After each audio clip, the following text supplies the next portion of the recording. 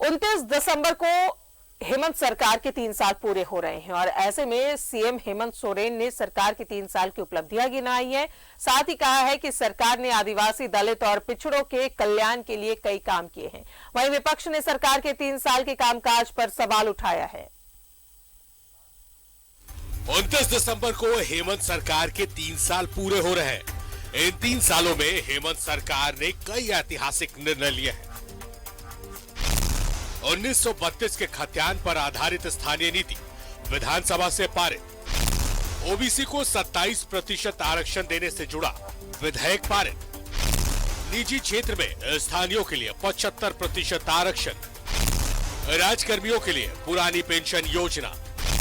Netarhat field firing की अधिसूचना रद्द। राज्य में यूनिवर्सल पेंशन योजना लागू। गरीब उपभोक्ताओं को 100 यूनिट बिजली फ्री। किसानों का 50,000 रुपए तक का लोन माफ। सुओ मोटो ऑनलाइन म्यूटेशन प्रक्रिया की शुरुआत। सीएम सारथी योजना, गुरुजी क्रेडिट कार्ड योजना का शुभारंभ। मुख्यमंत्री शिक्षा प्रोत्साहन योजना और एकलव्य स्किल स्कीम शुरू। राज्य के गरीब छात्रों को विदेश में शिक्षा ग्रहण करने का मौका। गरीबों को 10 रुपए में धोती, साड़ी और लुंगी का लाभ। मुख्यमंत्री हेमंत सोरेन ने कहा है कि 3 साल में सरकार ने आदिवासी, दलित और पिछड़ों के कल्याण के लिए कई काम किए हैं। उन्होंने 1932 के खतियान पर आधारित स्थानीय नीति को सरकार की बड़ी उपलब्धियों में से एक बताया है। इस राज्य के प्रति लोगों को की गई वादों को हम लोगों ने भूला। एक एक कर हर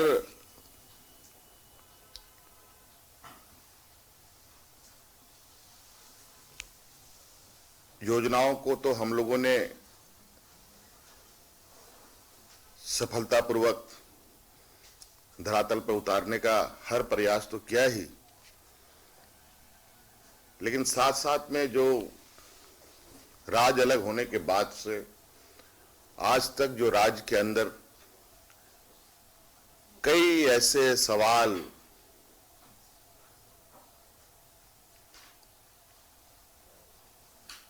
उलझे हुए थे, उनको भी सुलझाने का काम किया गया।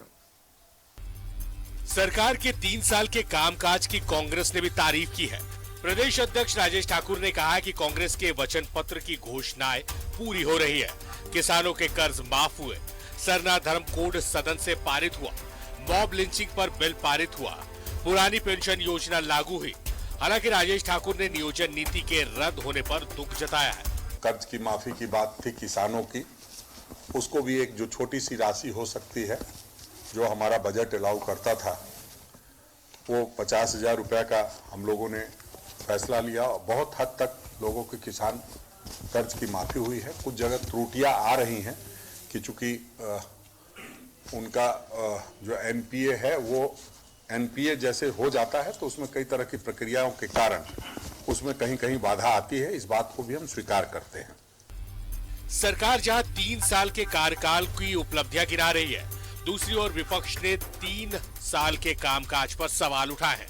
आजसू प्रमुख सुदेश महतो ने कहा कि सरकार ने 1 साल में 5 लाख रोजगार और बेरोजगारी भत्ता देने का वादा किया था, लेकिन 3 साल में सिर्फ 550 युवाओं को सरकारी नौकरी मिली है। वही बेरोजगारी भत्ता के वादे को भी सरकार पूरा नहीं कर पाई।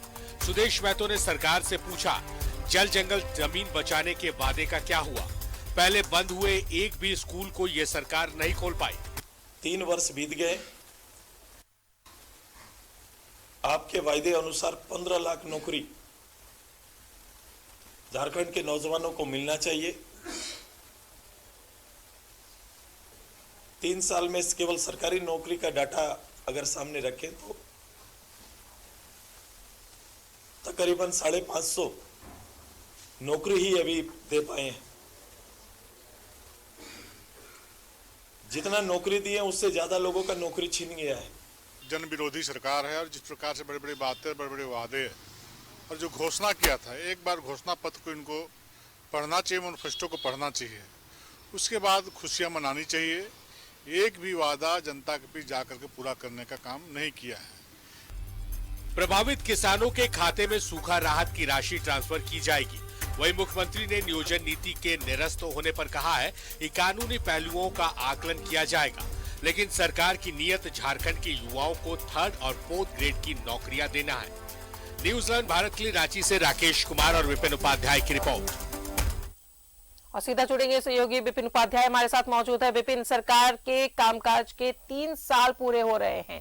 कल 3 साल पूरे होंगे हेमंत सरकार के, जहां सरकार ने अपने कामकाज कामयाबी गिनाई, उपलब्धियां गिनवाई, वहीं विपक्ष ने सरकार के कामकाज पर सवाल भी उठाया।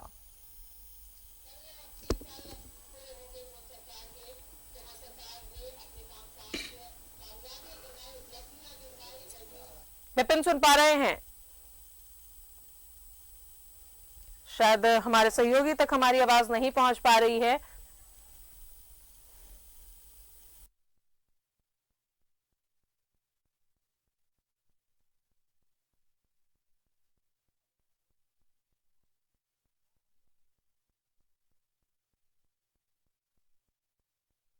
जुड़ेंगे सहयोगी विपिन उपाध्याय हमारे साथ मौजूद है। विपिन, हेमंत सरकार की कामकाज के कार्यकाल के 3 साल पूरे हो रहे हैं और इस 3 साल में कई कामयाबी हासिल की है सरकार ने, उपलब्धियां भी गिनवाई, लेकिन अगर विपक्ष की बात करें तो वो सरकार के कामकाज पर सवाल भी उठाया और विपक्ष का ये काम भी होता है।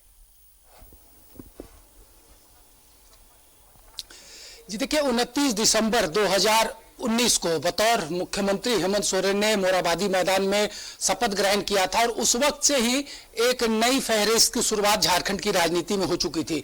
19 वर्षों के झारखंड में इससे पहले किसी विधानसभा के चुनाव 4 मर्तबा अलग राज्य बनने के बाद चुनाव हुए थे, 2005 में, 2009 में, 2014 में, और ये चौथा चुनाव था 2019 का, जो अलग राज्य बनने के बाद हुआ था। तो ये पहला ऐसा मौका था कि स्पष्ट और प्रचंड बहुमत किसी गठबंधन को जनता ने दिया था। 47 सीट जीतकर यूपीए गठबंधन इस चुनाव में सामने आई थी।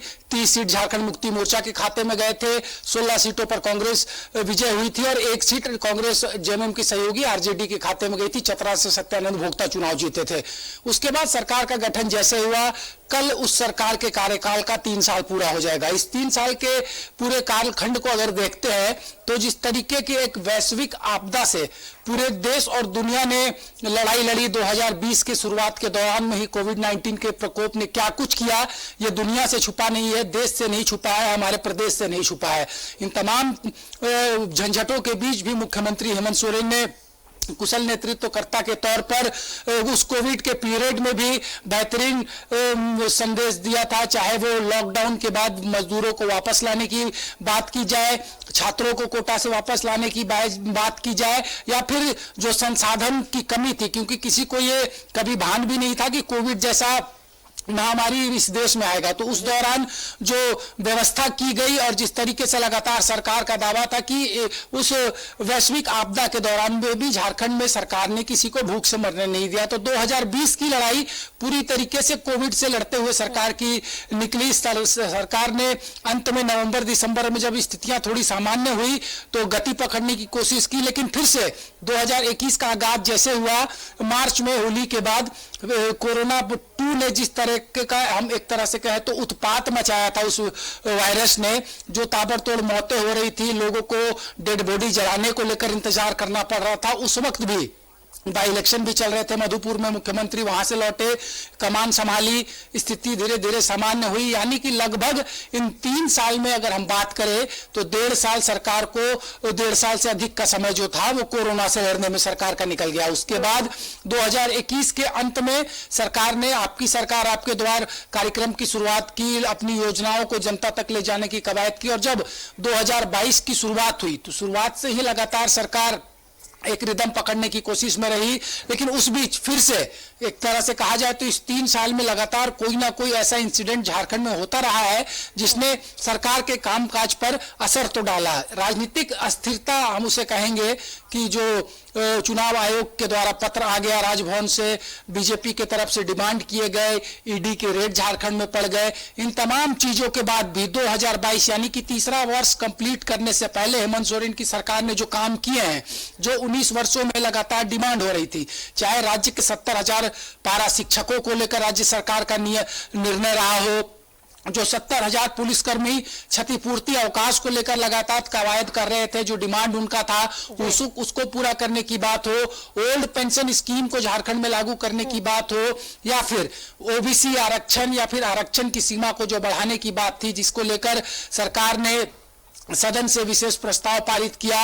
1932 की खतियान आधारित स्थानीयता को परिभाषित करने के लिए सरकार ने विधेयक सदन से पारित किया। तो ये जो 5 बड़े निर्णय राज्य सरकार के इस साल के हैं, जो तीसरा साल वो पूरा करने जा रही है कल उससे पहले के, जिसने एक बड़ा माइलस्टोन झारखंड की राजनीति में सेट किया है।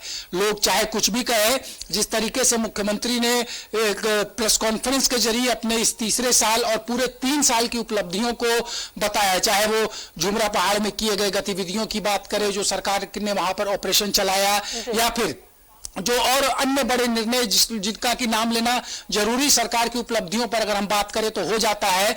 झारखंड देश का एकमात्र ऐसा राज्य है जिसने यूनिवर्सल पेंशन लागू किया है, यानी कि इससे पहले जो बाध्यताएं होती थी कि एक ब्लॉक में अगर इतने वृद्ध हो गए तो उससे ज्यादा किसी को पेंशन नहीं दिया जाएगा, विधवा को लेकर जो क्राइटेरिया था, यहां तक कि सरकार ने वैसे एकल महिलाओं को भी पेंशन की व्यवस्था की है, जिनको कि लोग छोड़ देते थे, समाज में उनका कोई नहीं होता था। तो यूनिवर्सल पेंशन की वजह से झारखंड सुर्खियों में है। राज्य ने केंद्र से मदद मांगी थी इस पर केंद्र ने इसमें बहुत कुछ सहयोग नहीं किया।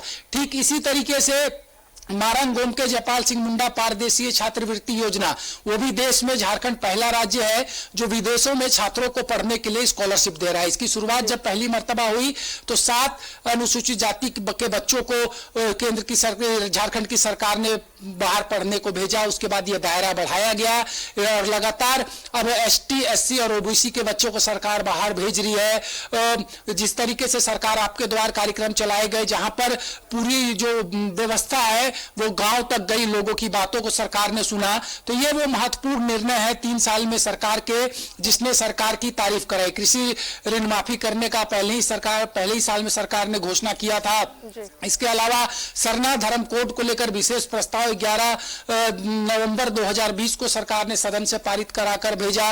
ये जरूर है कि कुछ निर्णयों में सरकार की आलोचना हुई, चाहे नियोजन नीति को हाईकोर्ट के द्वारा निरस्त करने की बात की जाए, या फिर गाहे बगाहे कुछ ऐसे निर्णय हुए जिसको लेकर कहीं ना कहीं विपक्ष जो है वो फ्रंट फुट पर आकर सरकार पर अटैक करने की कोशिश करता रहा। लेकिन जिस तरीके से अगर बात की जाए तो पिछले साल ही 29 तारीख को जब सरकार दूसरी सालगिरह मना रही थी तो मुख्यमंत्री ने पेट्रोल पर 25 रुपए की सब्सिडी देने की घोषणा की थी। तो लगातार कई महत्वपूर्ण निर्णय सरकार ने लिए हैं। 3 साल का समय किसी सरकार के आकलन के लिए हम ये इस तरीके से देख सकते हैं कि सरकार ने अपने आधा से ज्यादा समय पूरे कर लिए हैं, और ये लगातार 3 साल तक मुख्यमंत्री रहने का भी अगर हम बात करें तो संभवतः रघुवर दास के बाद हेमंत सोरेन का ही नाम उसमें आता है कि जो लगातार 36 महीने तक राज्य के मुख्यमंत्री के तौर पर काम करता रहा हो।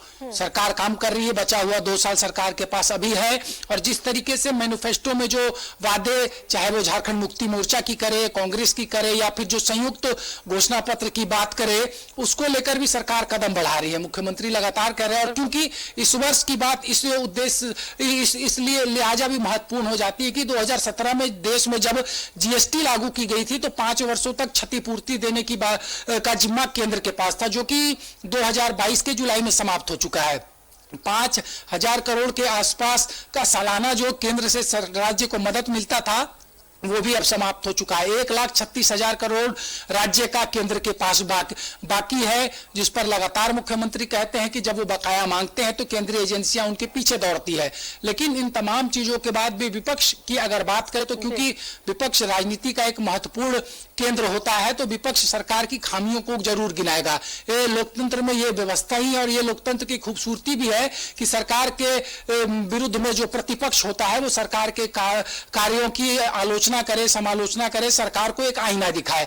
तो ये चीजें भी रही, लेकिन 3 साल में सरकार ने बेहतर प्रयास किया है, हम ये कह सकते हैं। जो चूक थी उसे भी सरकार ने स्वीकार किया है, और हाल के दिनों में जब शीतकालीन सत्र चल रहा था और हजारों की संख्या में जब छात्र सड़क पर थे नियोजन रीति रद्द होने के बाद, तो ऐसे में मुख्यमंत्री ने भी उस वक्त सदन में ये घोषणा की है कि छात्र हित में हम निर्णय लेंगे।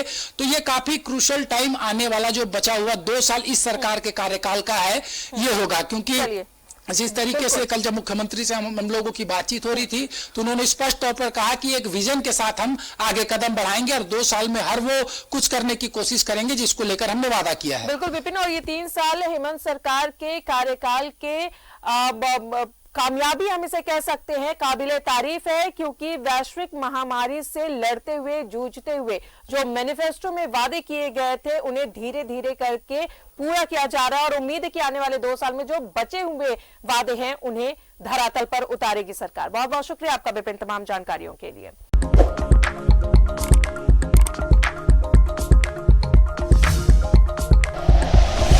Like and share videos, subscribe करें हमारा चैनल और प्रेस करें बेल आइकॉन। News 11 भारत, सच है तो दिखेगा।